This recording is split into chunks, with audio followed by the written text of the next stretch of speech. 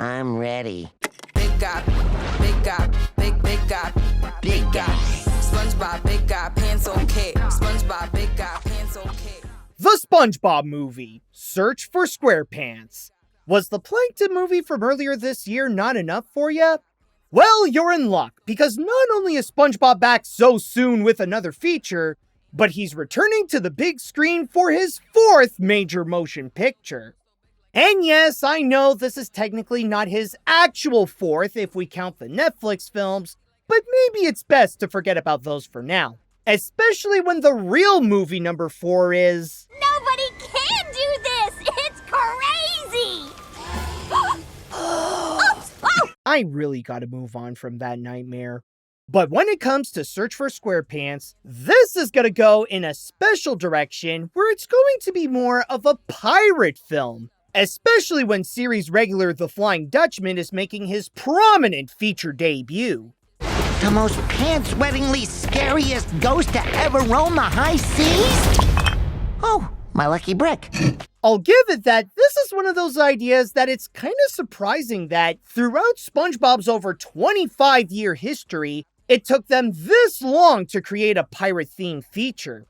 It's like something that most people never thought of, yet with one of the biggest animated shows on television, and that it's all about nautical nonsense, and not to mention how it's more shocking that this hasn't been done earlier, like back during the height of the Pirates of the Caribbean film's popularity, it feels like a no-brainer to have SpongeBob and Patrick fully embrace the pirate's life in a movie, even if there are some episodes where they already got a taste of it.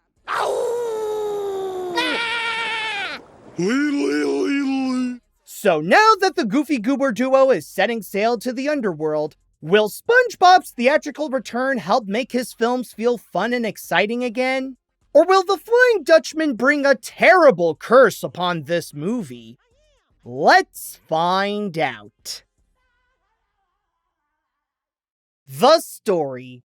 So what is it this time that brought SpongeBob and Patrick on another adventure so big that it had to be presented in theaters instead of Netflix?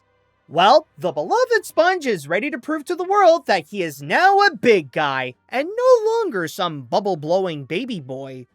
But as he pursues to show his growth, he and his starfish buddy come face to face with the fiercest ghost pirate in the ocean, the Flying Dutchman, and joins his crew to accomplish the ultimate test of manhood, even if the Dutchman has his own plans for SpongeBob in order to reverse his curse. Are you sure he's the one? He's the key to unlocking my curse! When I entered into this movie, I was personally expecting that this would be a feature-length version of the classic episode Shanghaied, especially with SpongeBob and Patrick joining the Flying Dutchman to be a part of his ghostly crew, but without Squidward getting repeatedly incinerated. Hey, how come when they act up, all they get is the welcome wagon? If you ask me, it's... It's also worth noting that the feature's director, Derek Dryman, was the creative director of that episode, so I do see how he got the job from his years of experience with the show and his familiarity with the Ghost Captain. I'll give the feature that it did prove to be more than just an extended version of an already existing episode. However, the additional substance it provides is more of what was already done before. As a longtime SpongeBob fan, I find it hard not to notice how the story consists of many recycled materials from the previous features. In fact, the core of the plot shares a strong resemblance to the first movie, with SpongeBob wanting to become a brave grown-up than just a kid. All it did was change up the words from man to big guy, and a bubble-blowing baby to a bubble-blowing baby boy. Well, catch you later, Gare Bear. I'm off to do some important stuff that only big guys like me are allowed to do. Even when it comes to the side plots and acts, they also feel like they were taken from the other films. Like Mr. Krabs, Squidward, and Gary going out to rescue SpongeBob from the possible troubles he may face is a lot like what they did in Sponge on the Run, and the film's climax has a similar formula to Sponge Out of Water, where the animated characters go up to the surface on a live-action beachside area to confront the villain, played by the movie's main celebrity. This is why I find the feature's weakest aspect is the story due to being treated as an afterthought. The writing just copies and pastes older materials just to get it out of the way so that it could focus on what it primarily wants to do. And for someone like me who knows a lot about SpongeBob, it makes watching these newer movies become noticeable with how they're starting to repeat themselves, along with the heart feeling artificial with how they're telling the same moral of the first with embracing who you are instead of pursuing to become a man. I know I can do this. I just need a chance to prove it.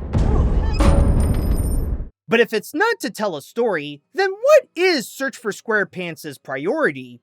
This is where the film stands out a little more than its predecessors, where it goes all in on the comedy. Okay, I know it sounds weird because SpongeBob has always been about the laughs, but what I mean is that this movie doubles down on it to the point of being a complete feature-length cartoon. In a way, you get two of them happening at the same time, with SpongeBob, Patrick, and the Flying Dutchman going through Challenge Cove, and Mr. Krabs, Squidward, and Gary following them as they try to survive the underworld. In that case, I won't say that it excuses the script for its setbacks, but the humor helps to make the experience a bit fun along the way. Because of how it puts more emphasis on being a cartoon and deliver a large supply of non-stop wackiness, I find that the comedy is a mixed bag. There can be gags that are generally cute, and some that capture the spirit of that classic SpongeBob style with the familiar silliness that can give you a laugh or two, but not everything will be funny, and the charm eventually wears off where the good ones become farther and fewer between. Let's go!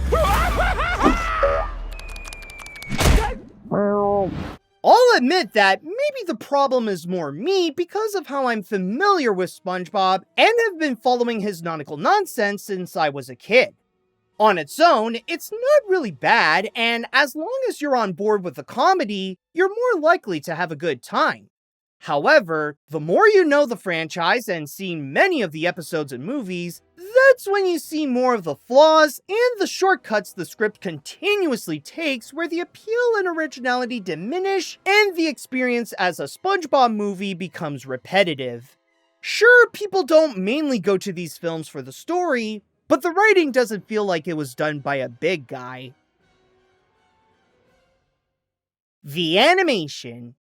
If there's one thing I noticed that put in the most effort to justify bringing this to the big screen instead of either as a TV special or a Netflix feature, it's the animation. And I'll say that it did well with what it wanted to accomplish. While it doesn't try to be revolutionary or make itself look grand or extravagant, it uses the CG to stay true to the SpongeBob style. And this, debatably, may have nailed it more than any of the other computer animated movies from the franchise. A big part to capturing the visual aesthetic is how it maintains that 2D look. To have the overall picture be identical to what you'd find in the show with its cinematography and storyboarding. But the only difference is how the computer adds a little extra detail to the cast and its environment. Squidward, wanna hear my big news? Let me go mark some time on my calendar. And speaking of those details, the inclusion of the textures and lighting add that extra complexity to the picture that makes this look like you get something more out of this than you would in a regular episode. Especially with the effects like the greenish glow of the ghosts, but still subtle enough where it doesn't take away from the familiar iconography. It may be a small thing, but it makes it look better than what was done in Sponge on the Run, where they went a little overboard with the textures. Did you know that in the future, everything will be automated? Really? Even stomach aches?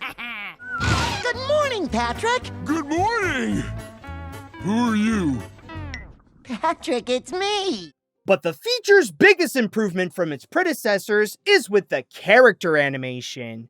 With the visuals created by real effects, they were able to not just capture the designs of SpongeBob using CG, but they especially got its cartoony humor.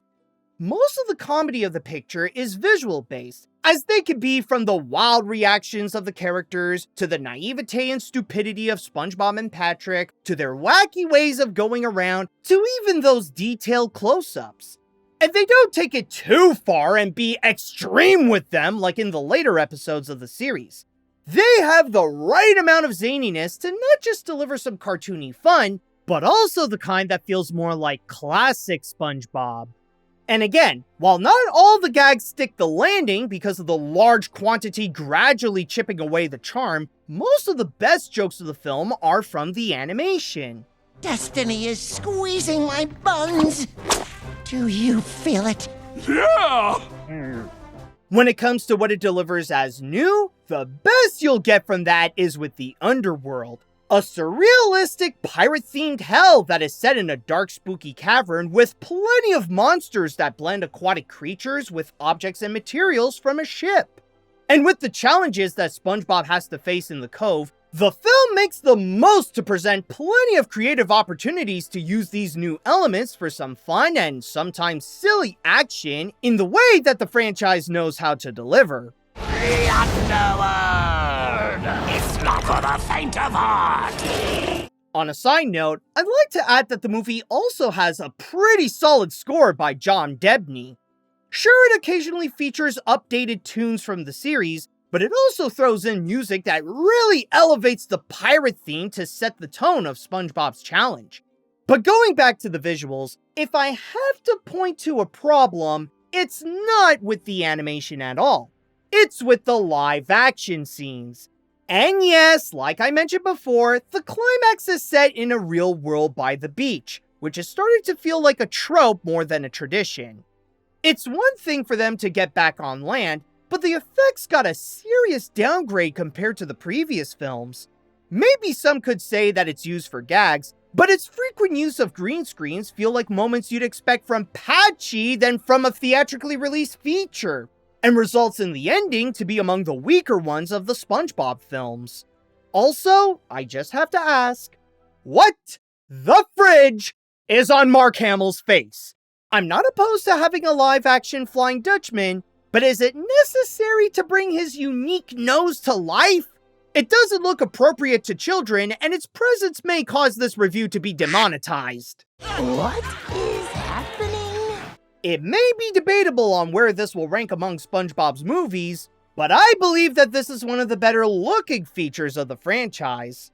While the live-action scenes were a downgrade, the animation does great to capture both the aesthetic of the series and especially its humor to deliver most of its funniest moments. Maybe the movies themselves aren't getting better as they keep making more, but at least the computer animation is progressively showing improvement. The characters. Now that we're about to look into the cast, let's get this one out of the way first because, among SpongeBob fans, this is the movie's most controversial aspect. As you know, the movie's villain is a recurring character from the series, the Flying Dutchman, and Search for SquarePants gives him a feature-worthy update to his backstory where he searches for an innocent soul to trick so that he could break his curse and become mortal again. However, the biggest change this did to the character is with his actor, now played by Mark Hamill. This is where the casting feels like a double-edged sword. And I don't mean how the movie erected his nose. On one hand, Hamill delivered a great performance, and you can feel that he's having a great time playing this cartoony ghost pirate. There's no denying that he's one of the better aspects of the feature. You won't figure out the truth until it's way too late, when we finally break my curse! But the awkwardness of the character is from the fact that his original voice, Brian Doyle Murray, was shafted in favor of having a big name like Hamill take his part while the rest of the original SpongeBob cast gets to join the movie in their regular roles. Sure, some could argue that this is a comparable case to the first film, where King Neptune got a complete reboot with a new design, new identity, and a new voice, and there are some similar changes they did to the Dutchman in this, like his curse and giving him a first mate with Barb, but for the most part, he's still the same ghost pirate like in the show. And it feels unfortunate that Brian had to be sacrificed for marketing purposes, even when he's still playing the character to this day. Wah-ha-ha-ha! It is I, the Flying Dutchman, the ghostly scourge of the seven seas! Tremble before me! True, he don't have physical prowess or pirating ability, but the boy's got the very thing we need. But when it comes to the rest of the characters, as a movie that acts more like a cartoon, their roles don't go any further than the personalities that they already have, and some serve more for the comedy more so than they do for the plot. SpongeBob himself is identical to how he is in the first movie, where he wants to prove that he is a big guy and is willing to do what it takes to get that form of respect, even if it means to join the Flying Dutchman's crew so that he could get his swashbuckling certificate. Patrick, maybe if we act like Mr. Krabs, we can make our way through this. Why didn't I think of that? With Patrick, he's more the main comic relief where his dumb nature can be an obstacle to the Dutchman's plans, but is later shown as a strong source to what may keep the sponge as a bubble-blowing baby boy.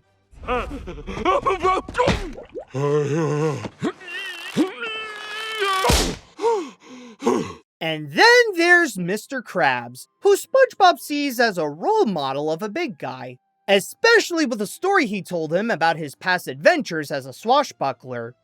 But when the Dutchman brings the boy to his ship, he follows them into the underworld to save SpongeBob from the pirates' evil plan to break his curse. The entrance to the underworld is in the most horrible place imaginable. Bikini Bottom High. At the same time, he brings Squidward and Gary along to find him, but they're not really a big help other than to give the film more slapstick comedy, especially with Squidward where he'd get the receiving end of the underworld's wrath. Underwear? Underwear.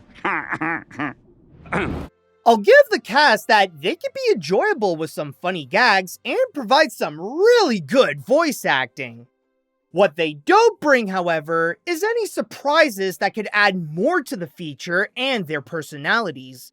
They can only offer what is already known from them, and in the context of the movie itself, they end up coming out one-dimensional and play it safe so that they stick to prioritizing the comedy with what they've commonly done before. The same characters you all know came back for this adventure, but their return is exactly like how you'd expect to turn out.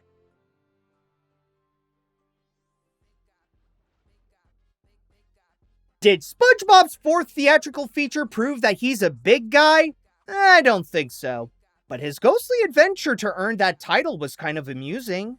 The SpongeBob Movie, Search for SquarePants, is not a great highlight in the franchise's history, but at best, it's a decent feature-length cartoon that could deliver some fun, especially for younger audiences. This might feel a little too familiar to some, with many recycled materials from the previous films that create a basic story, flat characters, and very little that feels fresh, but it is possible to get some enjoyment out of it with the comedy that's good at times, and animation that is able to capture the spirit of the beloved series. As I said before, the more you're familiar with SpongeBob, the less likely that you may enjoy it and feel bored from the repetitive elements. However, I think this movie is great for kids and newcomers. Younger viewers will have a blast with the cartoon wackiness, while this could serve as a good example of what the franchise is all about to those unfamiliar with the sponge. I'm sure they'll have a much better time with this than I did.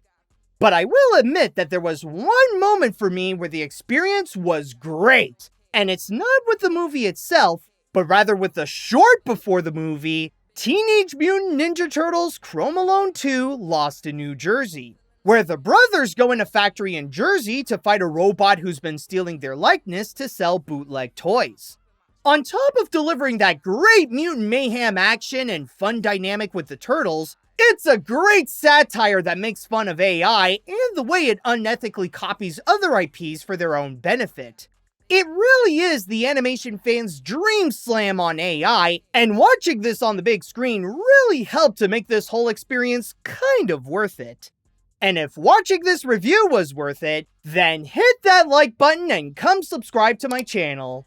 You can also join my Patreon, where you can get some amazing rewards like seeing my videos before anyone else that I can guarantee are better than what you get with AI. As a SpongeBob movie, I'd place this more in the middle, where I did have a better time with this than some of the others, but it's far from the best like the first two. I'd even say that I kinda like the Plankton movie a bit more than this. Search for SquarePants may have turned out to be a bubble-blowing baby boy, but as the movie states, being one isn't all that bad.